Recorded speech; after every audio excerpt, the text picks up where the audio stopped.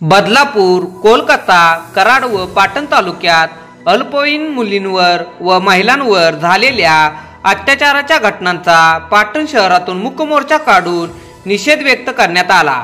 या घटनेला जबाबदार राज्यकर्त्यांनी नैतिकता सांभाळत आपल्या पदांचे राजीनामे द्यावेत व वरील घटनांमधील दोषींना लवकरात लवकर फाशी शिक्षा द्यावी अशी मागणी यावेळी करण्यात आली। तसेच महिला अत्याचारांच्या विरोधात कडक कायदे तसेच शिक्षा कराव्यात या मागण्यांचे निवेदनही तहसीलदार यांना देण्यात आले। या मूक मोर्चामध्ये पाटण तालुक्यातील महिला, विद्यार्थिनी, महाविकास आघाडीचे पदाधिकारी तसेच कार्यकर्ते व पत्रकार बंधू भगिनी, युवक व नागरिक मोठ्या संख्येने सहभागी झाले होते।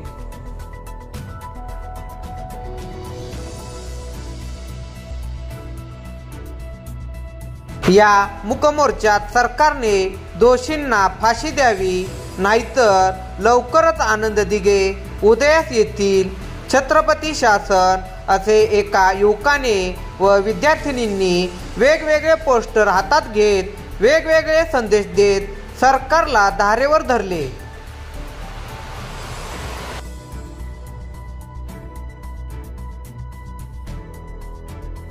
माझी माननीय मुख्यमंत्र्यांना एकच खेदपूर्वक विनंती आहे, तुम्ही स्वतःला दिघे साहेबांचे मित्र म्हणवता, दिघे साहेबांचे एकही तुम्ही आचरणात आणा, जाग्यालाच फाशी द्या, तरच आम्ही तुमचं सरकार निवडून आणायचं का नाही हा विचार करू। पण आहे ना, महिला बहिणींना ना तुमच्या पैशाची गरज नाही, त्या त्यांच्या स्वबळावर कमवू शकतात, त्यांना सुरक्षेची गरज आहे, ती तुम्ही देणार का? हमी द्या। ती हमी तुमच्यात असेल तर तुम्ही इलेक्शनला उभा राहा, नंतर लोकशाही शासन बंद करा। घटना अतिशय घृणास्पद आणि अमानवीय अशी आहे। या घटनेचा निषेध करणे खूप गरजेचे आहे। शासन का गप्प आहे हेच कळत नाहीये। शासनाने ठोस निर्णय घेऊन या नराधमांना भर चौकात शिक्षा दिली पाहिजे, फाशीची शिक्षा दिली पाहिजे अशी आमची सर्व माता भगिनींची मागणी आहे। आणि जिल्ह्यामध्ये जी अज्ञान बालिका तिच्यावरती जो अन्याय झालेला आहे तो अतिशय लांछनास्पद झालेला आहे। तर सर्वच असे ज्या गावामध्ये कार्यकर्ते आहेत आणि जे मान्यवर आहेत ते ह्या गोष्टीला खतपाणी घालतात आणि गुड टच बॅड टच फक्त म्हटलं जातंय, पण ह्याचा आउटपुट अतिशय चांगल्या पद्धतीने होत नाही। आणि सर्वच महिलांना आम्हाला पैशाची गरज नाही, कुणाच्या भावनेची गरज नाही, आम्ही स्वबळावरती लढू शकतोय, जिंकू शकतोय, पण आम्हाला काय हवं आहे तर आम्हाला न्याय हवा आहे। राजा शिवछत्रपती खरोखर यांना आराध्य दैवत म्हणत असताना महाराष्ट्रामध्ये मुलगी सुरक्षित आहे का? सगळ्यात पहिल्यांदा महाराष्ट्रामध्ये नेमकं चाललंय काय आणि कुठं नेऊन ठेवलाय महाराष्ट्र माझा, याचा सगळ्यांनी गांभीर्याने विचार करणं गरजेचं आहे। आज आपण कलकत्ता येथील घटना बघितली, बदलापूरची घटना बघितली, कराडमधील घटना बघितली, तर खेद वाटतो की ह्या सगळ्या घटनांमधून आमच्या महिला पत्रकारही वाचलेल्या नाहीयेत। बदलापूर येथे एका राजकीय नेत्याला प्रश्न विचारत असताना त्यांनी महिला पत्रकारांना उद्धट आणि अतिशय हीन दर्जाचं असं उत्तर दिलेलं आहे। खरोखर या घटनेचा समस्त पत्रकार आम्ही निषेध करतो। येथे 2 चिमुकल्या मुलींवर अत्याचार होतो आणि तोही अशा ठिकाणी होतो जिथे आपले पालक आपल्या मुलींना डोळे मिटून विश्वासाने पाठवत असतात। शाळेतल्या सारख्या ठिकाणी आपण अशा गोष्टी झालेल्या पाहतो। ही खरं तर लज्जास्पद संतापजनक गोष्ट आहे आणि झालेल्या घटनेचा मी जाहीर निषेध करते। आणि अशा घटना वारंवार आपल्या आजूबाजूला घडत असतात। देशात बघायला गेलं आपल्या तर दर 10व्या मिनिटाला एक रेप होतोय आणि आपण महाराष्ट्रात राहतो। आपल्यासाठी लाजिरवाणी गोष्ट ही आहे की आपला महाराष्ट्र 4थ्या क्रमांकावर आहे जास्तीत जास्त रेप केसेस होणाऱ्या। आणि गेल्या मागच्या वर्षीच्या सर्वेनुसार 7,500 ते 8,000 केसेस ऑलरेडी रेपच्या रजिस्टर्ड आहेत। पण त्यापैकी किती जणांना न्याय मिळालाय, किती पीडितांना न्याय मिळालाय, किती जणांना शिक्षा झाली आहे, याला जबाबदार कोण? माझ्या जमलेल्या सर्व भावांना एवढीच विनंती आहे की तालुक्यामध्ये या घटना घडत असताना असाच प्रतिसाद आम्हाला अपेक्षित आहे। कारण तालुक्यात घटना झाल्या, आसिफाचं प्रकरण झालं, खूप मोजक्या संघटना पुढे आल्या होत्या निषेध करण्यासाठी। बलात्कारी हा बलात्कारी असतो, कोणत्या जाती धर्माचा किंवा राजकीय पक्षाचा नसतो। त्यामुळे प्लीज एवढी विनंती, जशी आज आपण खडबडून जागे झालोय ही जागेपणा पुढे पण भविष्यात दिसायला भेटायला पाहिजे। तालुक्यातल्या घटनांवर पांघरून टाकू नका, कोण्याही पक्षाने कोण्याही बलात्काराला पांघरून घालू नये। आणि जसा निषेध आज आम्ही व्यक्त करतो की त्याला फाशी झालीच पाहिजे, तीच फाशी शिक्षा प्रत्येक बलात्कारासाठी मागणी केली पाहिजे। झालेल्या या अमानुष कृत्याबद्दल संपूर्ण महाराष्ट्र खेद व्यक्त करतोय। आम्ही खरोखरच या लोकशाहीच्या राज्यामध्ये आहोत का, आम्ही स्वातंत्र्यामध्ये आहोत का, हा विचार करण्याची वेळ आहे. ब्रिटिशांच्या काळामध्ये पण अशा पद्धतीचा कायदा नव्हता, की ब्रिटिशांच्या काळामध्ये पण एवढा अन्याय होत नव्हता. अशा पद्धतीचा अन्याय हा महायुती काय त्यांचं नाव घ्यायची पण लायकी नाही हो. हे जे त्रिमंडळ आहेत का नाही, यांची लायक घेण्याची पण आमचे गृहमंत्री जे आहेत, अहो हे सर्व राजकारण त्याच्यापासून चाललंय. मी तर त्याचा पहिला निषेध करतो. आज तो कोण चष्मावाला सदावर्ते, अरे महाराष्ट्रातील संपूर्ण जनता ही देशामध्ये निर्माण झालेली आहे, त्यांच्यावरती हा अन्याय झालेला आहे. आणि अन्याय झालेला असताना तू मूर्खासारखा कोर्टामध्ये याचिका दाखल करतोस, हा प्रथमतः महाराष्ट्रातील जनतेनं त्याच्याविषयी खेद व्यक्त केला पाहिजे. कुठं राजकारण चाललंय, लोकांना कुठल्या पद्धतीचा न्याय मिळतोय, हा विचार करण्याची आपल्याला गरज आहे. खरोखरच जनतेनं आता सावध झालं पाहिजे. या लबाड ढोंगी सरकारला यापुढे येणाऱ्या काळामध्ये सर्वांनी लोकशाहीचा आधार, लोकशाहीचा धार दाखवला पाहिजे. अनेक महाराष्ट्रामध्ये गुन्हे घडतायत, हजारो गुन्हे बलात्काराचे घडतायत.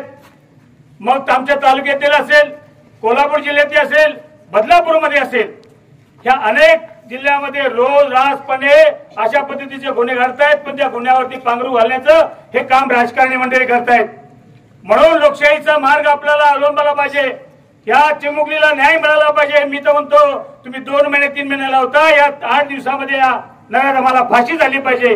हा कायद्याचा धाक ही लोकांना मिळाला पाहिजे. कृत्रिम कर्म करतात, त्यांना माहित आहे आम्ही काही केलं तरी आम्हाला आम्ही जामीन आम्हाला मिळेल. मग ते मर्डर असू द्या, बलात्कार असू द्या, अशा पद्धतीचा लोकशाहीमध्ये कुठल्याही पद्धतीने धाक लागलेला नाही. मी या सर्व बाबींचा संपूर्ण महाराष्ट्रातील तुम्ही आम्ही तमाम जनतेच्या वतीनं पहिल्यांदा ह्या लोकांना, या नराधमांना फाशी झाली पाहिजे, अशीच मी शासनाला विनंती करतो. एखाद्याचं असं झालेली घटना आहे ती समजली, त्याच दिवशी खरं तर दुसऱ्या दिवशी त्याला फाशी शिक्षा झाली पाहिजे, अशा दृष्टिकोनातून खरं तर वाटचाल. आणि नुसतंच मूक मोर्चा ठीक आहे, आज आपण कोर्टाचा सर्वजण कुठलाही तोडायचं नाही, त्यांनी जे आपल्याला अटी शर्ती जे घालून देतात. पण खरंच तुमच्या माध्यमातून सर्वांच्या सांगतोय, पत्रकारांच्या, की खरोखर कोर्टाने सुद्धा आमचा सुद्धा सर्वसामान्य कुटुंबाचा विचार केला पाहिजे. आणि खरोखर न्याय व्यवस्था काय आहे ती खरोखर दाखवून दिली पाहिजे. आणि खरंच असल्या लोकांना आज कराडमध्ये सुद्धा जे काय भयानक जे काय गोष्टी घडलेल्या आहेत, त्या सुद्धा गोष्टीचा खरोखर आपण सर्वजण निषेधच करतोय. अरे आमच्या पोलीस बांधवांना तुम्ही निर्भय सोडा. क्षणामध्ये त्या गोष्टीचा ते शोध लावतील, त्यांच्यावर तुमचा दबाव. काय तुम्ही चाललंय महाराष्ट्रामध्ये. त्यामुळं माझी आपल्या सगळ्यांना कळकळीची विनंती आहे, आपण सर्वजण या घटनेचा तीव्र निषेध करायसाठी इथं जमलेला आहातच, परंतु आपण सुजाण नागरिक म्हणून सुद्धा, जबाबदार पुरुष म्हणून सुद्धा, जबाबदार बाप, जबाबदार भाऊ, जबाबदार मित्र म्हणून आपल्या आया बहिणींच्याकडे जर कोण वाकड्या नजरेने बघत असेल तर त्याचा तुम्ही सुद्धा सोक्षमोक्ष लावला पाहिजे. कारण माझ्या वयासारख्या मुलींवरही ना अत्याचार होतोय. कुठे गेलाय हा महाराष्ट्र. मला प्रश्न पडतो की हा नक्की छत्रपती शिवाजी महाराजांचं स्वराज्य आहे का. 7च्या बाहेर मुलींनी बाहेर पडायचं नाही का या नराधमांमुळे. का आम्हाला स्वातंत्र्य नाही. स्वातंत्र्य मिळाले, खूप वर्ष झाले, पण आता आम्हाला मिळाले का स्वातंत्र्य, हा प्रश्न मला पडतो. मुलींनी शिकायचं, हो शिकून मोठे व्हायचं आहे, पण 7च्या पुढे घराच्या बाहेर पडायचं नाही का. तर हे नराधम बाहेर आहेत. अहो तुम्हाला जर ना ह्यांना शिक्षा देता येत नसेल ना तर कायदा आमच्या हातात द्या. आम्ही काय करायचं ना. हा मुखमोर्चा काढलेला आहे. आज या ठिकाणी मी एक आवर्जून सांगेल की आजच्या परिस्थितीत जर आपण पाहिली तर राज्यकर्ते एका बाजूला देशाच्या संस्कृतीच्या बद्दल धडे देतात आणि दुसरीकडे देशाची संस्कृती वाचवायला मात्र कायदे कडक नाहीयेत.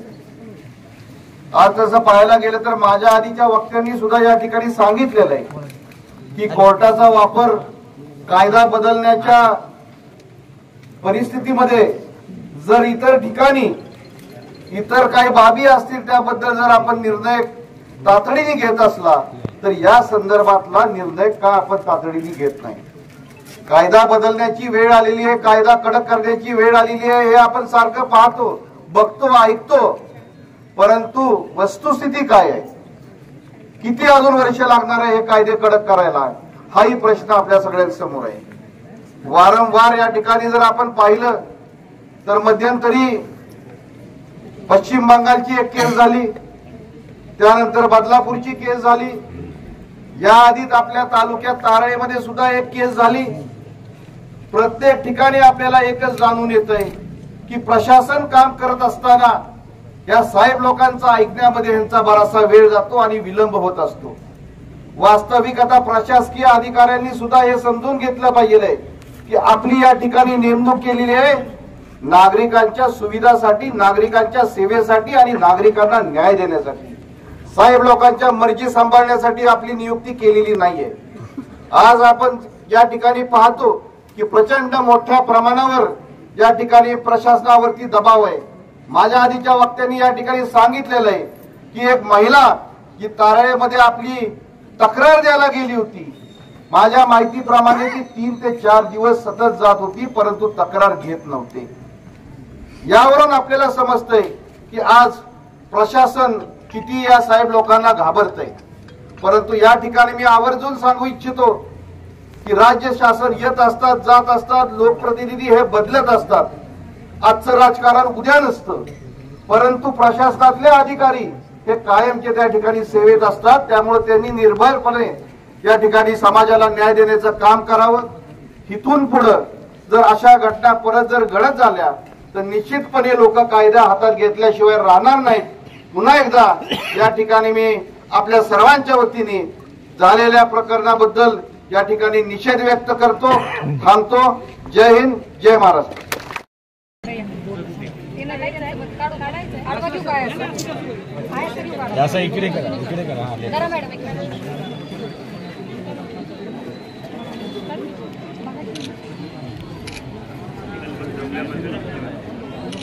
बदलापूर झालेल्या चिमुराच्या अत्याचाराच्या निषेधार्थ आपण पाटण शहराकडे, आपण पाटण तालुक्याच्या वतीनं आपलं पावना शासन